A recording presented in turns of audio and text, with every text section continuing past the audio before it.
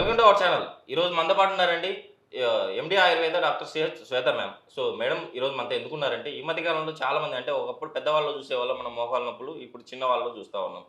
So ఈ రెండిటికి అంటే ఇద్దరికి యూజ్ అయ్యేటట్టు ఒక మంచి అంటే ఇప్పుడు నేను వచ్చేసి ఆయిల్ ప్రిపేర్ చేస్తాను, అది వామ్‌తో. మీరు ఈ ఆయిల్ రెగ్యులర్‌గా అప్లై చేసుకోవడం వల్ల మీ మోకాళ్ళ నొప్పుల ప్రాబ్లమ్ తగ్గిపోతుంది అని చెప్పేసి అంటున్నారు. సో ఇది మేకింగ్ ఎలా తయారు చేస్తాము, మనం ఎలా అప్లై చేసుకోవాలి, ఈ విషయాలన్నీ మేడం ద్వారా తెలుసుకుందాం. నమస్తే మ్యామ్. నమస్తే.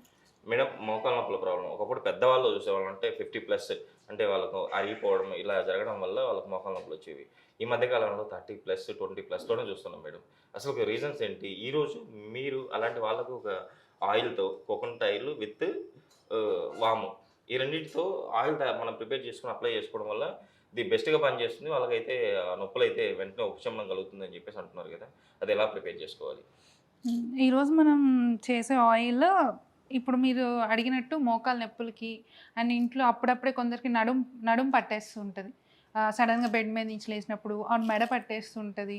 మజిల్ స్ప్రెయిన్ అంటాము. కొన్ని స్ప్రేస్ వాడుతూ ఉంటాము. అప్పటికప్పుడు తగ్గించుకోవడం కోసం అలాగా. అలాంటి వాటన్నిటికి ఇది ఒక ఆయిల్ ఇంట్లో చేసి పెట్టుకుంటే మనం ఇంతకుముందు ఒకసారి చెప్పాము. ఎప్పుడన్నా తుమ్ములు, జలుబు, దగ్గు వచ్చినా ఒక చిన్న లిక్విడ్ చెప్పాము. అది వాడుకుంటే సరిపోద్ది ఇంట్లో చేసి పెట్టుకుంటే.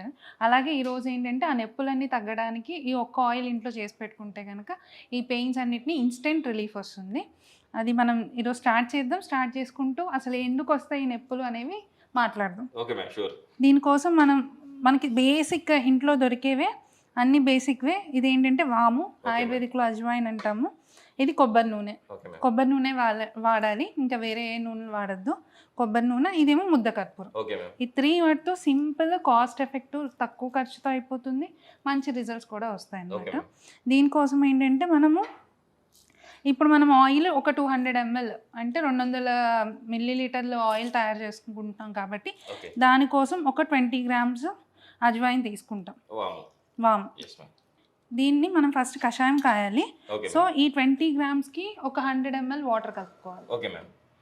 100 ml వాటర్‌ని మనం కషాయంలో చేసుకుంటే అది 50 ml వచ్చేంత వరకు 50 హాఫ్ వరకు చేసుకోవాలి కషాయం. ఇప్పుడు మీరు ఇందాక అడిగినట్టు జాయింట్ పెయిన్స్ ఎందుకు వస్తున్నాయి చిన్న వాళ్ళల్లో కూడా ఎక్కువ అంటే కనుక ఇప్పుడు మనం ఇప్పుడు మామూలుగా ఇదివరకు ఏంటంటే ఓల్డ్ ఏజ్లో కొంచెం 60 years దాటిన తర్వాత ఇప్పుడు ఏజ్ పరంగా ఎప్పుడైతే చిన్నగా పెరుగుతామో మంచిగా ఉంటుంది బాడీ. ఒక 30 years ఆ ఏజ్ వరకు మళ్ళీ నిదానంగా తగ్గుతూ వస్తుంది. కాకపోతే ఇప్పుడు ఏం జరుగుతుందంటే ఒక 10 years ఆ ఏజ్ వరకు మంచిగా ఉంటున్నారు ఎవరైనా సరే. 10 years, 15 years, 20 years మ్యాక్సిమం. ఆ తర్వాత నుంచి డిక్లైన్ అవ్వడం స్టార్ట్ అవుతుంది. ఎందుకంటే ఒకటి మనం తీసుకునే ఫుడ్ హ్యాబిట్స్ కావాల్సినన్ని న్యూట్రిషన్స్ ఉన్న ఫుడ్ తీసుకోవట్లేదు. ఓన్లీ మన పొట్ట నిండిందా లేదా అంతవరకే చూసుకుంటున్నాం. మనం తీసుకునే ఫుడ్ యొక్క క్వాలిటీ చూడట్లేదు. మంచి ఫ్రూట్స్ కానీ మంచి వెజిటబుల్స్ కానీ వాడడమే తగ్గించేశారు అందరూ. అండ్ ఇంకా ఏంటంటే మనం చేసే ఫిజికల్ యాక్టివిటీకి కూడా కొందరు ఎలా ఉంటుంది అంటే ఇప్పుడు మనం మాట్లాడింది ఏంటంటే న్యూట్రిషన్ సరిగ్గా అందట్లేదని. ఇంకోటి ఏంటంటే ఓవర్ న్యూట్రిషియస్ అయిపోయి అంటే ఎక్కువ బాగా తినడం, ఒబేసిటీ రావడం వల్ల దానివల్ల ఏంటంటే మోకాల మీద ప్రెషర్ పెరుగుతుంది అనమాట. సో ఆ ప్రెషర్ పెరగడం వల్ల వాటి మధ్యన ఉండే మనం అనే సైనోవియల్ ఫ్లూయిడ్ కానీ లిక్విడ్ అనేది కానీ అదంతా తగ్గడం వల్ల ఇలాంటి ప్రాబ్లమ్స్ ఎక్కువ చూస్తున్నాం. Okay madam. ఇంకొకటి ఇప్పుడు మనం ప్రిపేర్ చేస్తున్నాం కదా ఈ కషాయాన్ని తర్వాత అంటే ఇలా కషాయం చేసుకున్న తర్వాత దీని ప్రిపరేషన్ తర్వాత ఏం చేయాలి? ఇది ఏంటంటే ఫస్ట్ మనం కషాయం ఫామ్లో చేసుకుంటాము. అంటే ఇప్పుడు మనం ఇంట్లో జస్ట్ ఒక 100 ml 200 ml అనుకోండి. 200 ml కాచి ఒక బాటిల్లో పెట్టుకోవడం కోసం మనం ఈ ప్రిపరేషన్ చూపిస్తున్నాము. దీన్ని ఏంటంటే ఫస్ట్ ఈ 50 మనం ఒక 20 గ్రామ్స్ వామ్ తీసుకున్నాము. దాంట్లో ఒక 100 ml వాటర్ పోసాం. సో ఇది నిదానంగా స్లో ఫ్లేమ్ మీద నిదానంగా బాయిల్ చేసుకుంటే దానికి సగం అంటే 50 ml వరకు రావాలి. 50 ml వచ్చిన తర్వాత దాన్ని కొంచెం చల్లారనించండి. మరీ వేడివేడిగా అన్ని వాటిలో కలపొద్దు, మళ్ళీ ఇండ్లలో కూడా బ్లాస్ట్లు అవుతాయి. సో అలా కాకుండా చల్లారపరచాలన్నమాట. దాన్ని కొంచెం కూల్ అయిన తర్వాత దాన్ని వడకట్టుకోవాలి.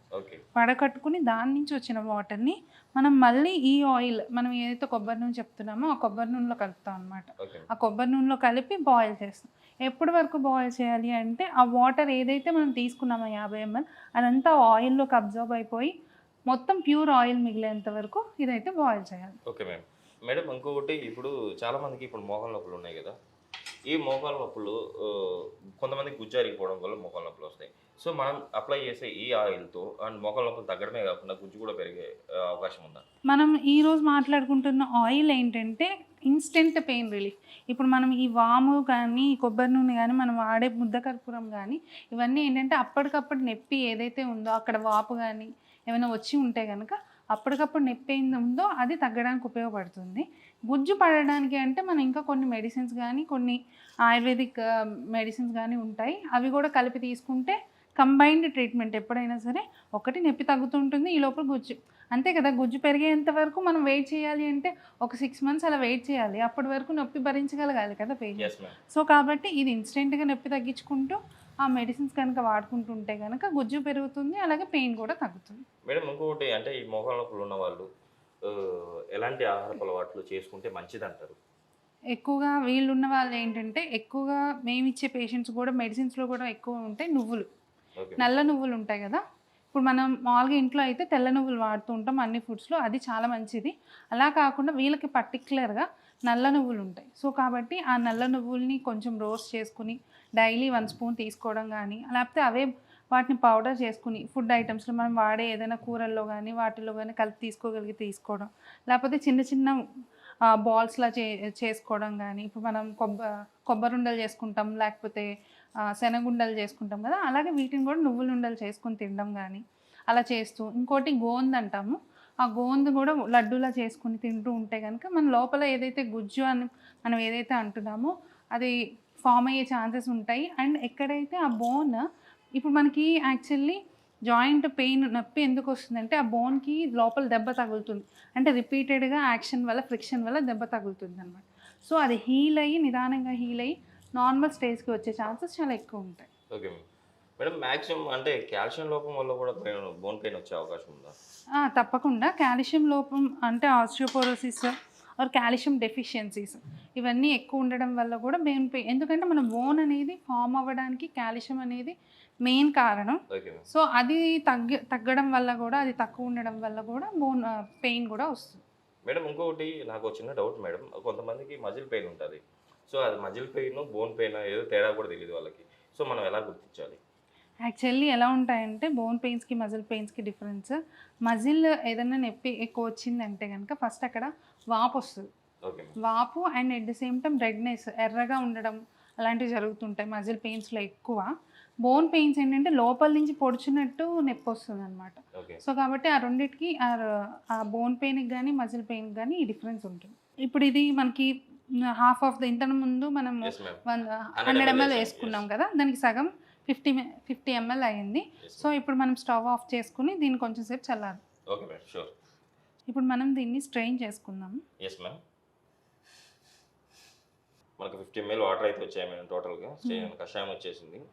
దీన్ని కొంచెం చల్లార్పించిన తర్వాత మనం దీన్ని ఆయిల్లో కలుపుకుని మళ్ళీ ప్రాసెస్ చేసుకుందాం. ఇప్పుడు మళ్ళీ దీన్ని వచ్చేసి ఆయిల్లో కలపాలి మేడం.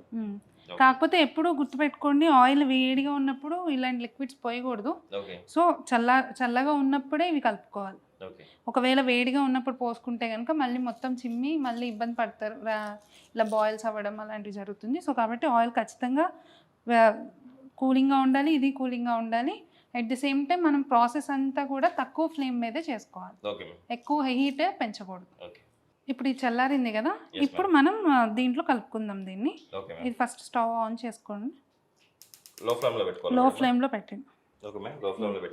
ఇప్పుడు మనం ఇందాక మాట్లాడుకుంటున్నట్టు 200 ml ఆయిల్, కొబ్బరి నూనె, ఖచ్చితంగా కొబ్బరి నూనె వాడాలి. కొబ్బరి నూనె వేసుకోండి. కొబ్బరి నూనె అంటే మన గానుగ నూనె, ఏ నూనె వాడొచ్చా? గానుగ నూనె వాడుకుంటే చాలా మంచిది. ఇంకా లేని పక్షంలో ఎవరి దగ్గర లేనప్పుడు కనుక బయట కొనుక్కున్న ఏదైనా నూనె వాడుకున్నా పర్లేదు. తయారు చేసుకున్న కషాయం దీంట్లో పోసుకుందాం. మేడం ఇప్పుడు అయితే మనం ఆయిల్ అయితే 200 ml కోకోనట్ ఆయిల్లో మనం 50 ml యాక్చువల్లీ మనం ఎక్స్ట్రాక్ట్ చేసినాము. సో ఆ వాటర్ అయితే అందులో వేసుకున్నాము కషాయాన్ని. సో ఇంతే క్వాంటిటీలో ఎందుకు తీసుకోవాలి మేడం మనం? యాక్చువల్లీ ప్రతి ఒక్క ఇప్పుడు మనం మెడిసిన్ కూడా మనం ఒకటి చెప్తాం ఏంటంటే రోజుకి 1 టాబ్లెట్ వేసుకోండి, ఆర్ 2 టాబ్లెట్లు వేసుకోండి, ఆర్ ఇంతకన్నా ఎక్కువ వేసుకోకూడదు, ఇంతకన్నా తక్కువ వేసుకోకూడదు. ఎందుకు చెప్తాము అంటే ఆ బాడీకి అది సఫిషియంట్, ఇంకా ఎక్కువ అయితే ఓవర్ డోస్ అవుతుంది. సేమ్ ఇక్కడ కూడా ఏంటంటే మనం తీసుకున్న ఆయిల్కి ఇంత క్వాంటిటీ అయితే కరెక్ట్గా సఫిషియెంట్ క్వాంటిటీ. అంతకన్నా ఎక్కువ అయితే మీకు ఆయిల్ ప్రిపరేషన్ అవ్వదు, మనం అనుకున్న ఎఫికసీ కూడా రాదు, అంటే ఎఫెక్ట్ కూడా రాదు. And at the same time ఇప్పుడు మనం ఇందర ఫామ్ చేసుకున్న కషాయము అజ్వాయిన్లో అంటే వాములో ఉన్న మొత్తం ఎసెన్స్ని తీసుకుంది, అందుకే కషాయం కాసాం మనం. యాక్చువల్ కషాయం కాసుకుని దానికి సగానికి చేసుకుంది ఎందుకంటే అజ్వాయిన్లో ఏవైతే కెమికల్ కాంపౌండ్స్ ఉంటాయో అవన్నీ మొత్తం ఎక్స్ట్రాక్ట్స్ ఏదైతే ఉందో అది వాటర్లోకి వస్తుంది. ఇప్పుడు ఈ వాటర్ని మనం ఇది మీరు ఇంకోటి కూడా అడగచ్చు నన్ను, అజ్వాయిన్ దాంట్లో డైరెక్ట్గా వేసుకోవచ్చు కదా, ఆయిల్లో వేసుకోవచ్చు కదా, ఇది ఎందుకు వాటర్ కాసి వాటర్ నుంచి ఆయిల్లోకి వేసారు అని చెప్పి.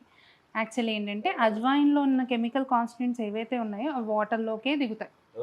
మీరు డైరెక్ట్గా దాంట్లో వేసి ఫ్రై చేసినట్టు చేస్తే కనుక మనకి దాంట్లో ఉన్న కెమికల్ కాన్స్టిట్యూయెంట్స్ ఏమవుతున్నాయో ఆయిల్లోకి రావు. సో మనం వాటర్లోకి దాన్ని తీసుకుని వాటర్ నుంచి దానికి ఆయిల్లోకి మళ్ళీ సేమ్ ఎక్స్ట్రాక్ట్ దాంట్లో పంపిస్తున్నాం. సో అందుకని మనం ఈ ప్రొసీజర్ చేస్తాం. సో ప్రతిదానికి ఒక పద్ధతి ఉంటుంది. ఏంటంటే ఇప్పుడు కొన్ని పసుపు ఉందంటాం, పసుపు పాలల్లోనే కలుపుకొని తాగమంటాం. ఎందుకు అంటే నీళ్ళలో కలుపుకొని తాగమని ఎవరు చెప్పరు.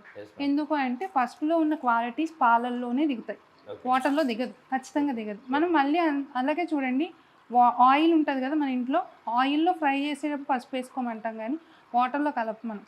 ఎందుకంటే యాక్చువల్లీ ఫ్యాట్ సాల్యుబుల్ అని అంటాం అనమాట. ఏంటంటే ఫ్యాట్ ఉన్న వాటిల్లోకి పసుపు యొక్క కెమికల్ కాన్స్టిట్యూయెంట్స్ దాంట్లోకి వస్తాయి. సో కాబట్టి మనం ఆయిల్లో కానీ లేకపోతే పాలల్లో కానీ కలిపి తీసుకోమంటాం. ఇక్కడ కూడా సేమ్ అండి.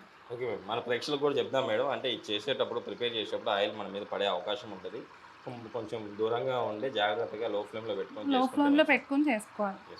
అండ్ కొంచెం పెద్ద కడాయి ఉంటే పెద్ద కడాయి పెట్టుకోండి, పెద్ద కడాయి ఉంటే మీకు కంఫర్టబుల్గా ఉంటుంది. Okay madam. మేడం ఇంత యాక్చువల్లీ ఎక్కువ వస్తూ ఉంది మనకి. సో అంటే మనం ఎలా గుర్తించాలి అంటే ఇంతవరకు అయింది, వాటర్ మొత్తం అయిపోయినాయి అని చెప్పేసి? మనం ఫస్ట్ ఈ పొగ ఇవన్నీ తక్కువ రావాలంటే మనం ఫస్ట్ చేసుకోవాల్సింది ఏంటంటే కొంచెం మందంగా ఉన్నది, ఇంట్లో అయితే అన్నీ దొరుకుతాయి కాబట్టి కొంచెం మందంగా ఉన్న ప్యాన్ పెట్టుకోండి, మందంగా ఉన్న గిన్నె పెట్టుకోవచ్చు. Okay ma'am. ఇది పెట్టుకుంటే కనుక ఇంత రాదు. And at the same time మనం అయిపోయింది అనుకోవడానికి కింద మనకి మాడినట్టుగా అవుతుంది. అండ్ ఈ మాడింది కూడా మనం ఇప్పుడు బెల్లం పాకం పడితే ఎలా మనకి చేతికి ఇలాగా ఉండగా అవుతుందో అలాగే కింద మాడింది కూడా మన చేతి తీసుకుంటే కనుక ఇలా ఒక స్పూన్ పెట్టి ఇట్లా గీకి దాని నుంచి తీస్తే కనుక మనకు ఉండగా ఫామ్ అవుతుంది అనమాట. అంటే ఉండ ఫామ్ అవుతుంది. సో ఉండగా ఫామ్ అయింది అంటే కనుక ఆయిల్ అయినట్టు. మనం ఆఫ్ చేసుకున్నాం ఆల్రెడీ. సో ఇది ఇప్పుడు చల్లారాలి మేడం? ఇది చల్లారాలి. చల్లారిన తర్వాత మనం ఈ ముద్ద కర్పూరం యాడ్ చేసుకోవాలి. ఇట్లా ఉన్నప్పుడు మటుకి ఖచ్చితంగా యాడ్ చేయొద్దు, ఎందుకంటే ఒకటి ఇంకా మీకు బాగా ఇబ్బంది అవుతుంది. ఎట్ ద సేమ్ టైం దీంట్లో ఉన్నవి ఏంటంటే మరి హీటింగ్ ప్రాసెస్ ఎక్కువ అయితే కనుక దీంట్లో ఉన్న కెమికల్ కాన్స్టిట్యూయెంట్స్ ఆవిరైపోతాయి. సో కొంచెం చల్లారిన తర్వాత ఇది యాడ్ చేసుకోవాలి. చల్లార్చుకుందాం మనం అయితే. ఇప్పుడు మనం ఇది చల్లార్చుకున్నాం కదా ఆయిల్, దీంట్లో ఇంత చల్లారిన తర్వాత కొంచెం లైట్ వేడి ఉండాలి. ఉన్న తర్వాత ఒక 10 grams అంటే 200 ml ఆయిల్కి మనం ఒక 10 grams ముద్ద కర్పూరం కలుపుకోవాలి. ఇది మొత్తం టోటల్ ఆయిల్లో మిక్స్ అయిపోవాలి మేడం? టోటల్ ఆయిల్లో మిక్స్ అయిపోవాలి. లైట్ వేడి ఉండాలి, లైట్ వేడి ఉన్నప్పుడే ఇది కరుగుతుంది మనకి. మరీ చల్లారిపోయినట్టు కాదు, మరీ వేడిగా ఉన్నప్పుడు కూడా కాదు. Okay madam. Madam in case నొప్పులు లేవు, వాళ్ళు అప్లై చేసుకోవడం వల్ల ఏమైనా ప్రాబ్లం అవుతుందా? లేదు, ఏం కాదు. నొప్పులు లేకపోతే అప్లై చేయడం వల్ల ఏం ప్రాబ్లం ఉండదు. మనకి ఎక్కడన్నా వాపు ఉన్నా నొప్పులు ఉన్నా సరే అప్లై చేసుకుంటే ఇన్స్టెంట్గా నొప్పి తగ్గుతుంది. మీరు ఏమైనా వాల్నీ స్ప్రే అని అలా అన్నీ వాడుతూ ఉంటారు కదా, అలాంటివి ఏం అవసరం ఉండదు. ఇది కనుక ఇంట్లో చేసుకుని ఒక బాటిల్ పెట్టుకుంటే కనుక మనకి 1 year వరకు ఉంటుంది. సో ఎప్పుడన్నా సడన్గా పట్టేసింది, నాకు మెడ పట్టేసింది నడుము పట్టేసింది అని ఇబ్బంది పడుతూ ఉంటారు కూర్చున్న వాళ్ళు లేగలేక, వాళ్ళు ఇది అప్లై చేసుకుని కొంచెం కాపడం పెట్టుకున్నా, ఇంట్లో ఉంటాయి కదా కాపడం, ఒక క్లాత్తో కూడా పెట్టుకున్నా సరే మంచి రిలీఫ్ వస్తుంది. ఏదైతే పట్టేసిందో అది వెంటనే రిలీవ్ అవుతుంది. Okay ma'am. ఇప్పుడు మనం దీంట్లో అంతా కర్పూరం అంతా కలిసిపోయింది కదా, ఇప్పుడు దీన్ని మనం స్ట్రెయిన్ చేసుకుందాం. Okay ma'am.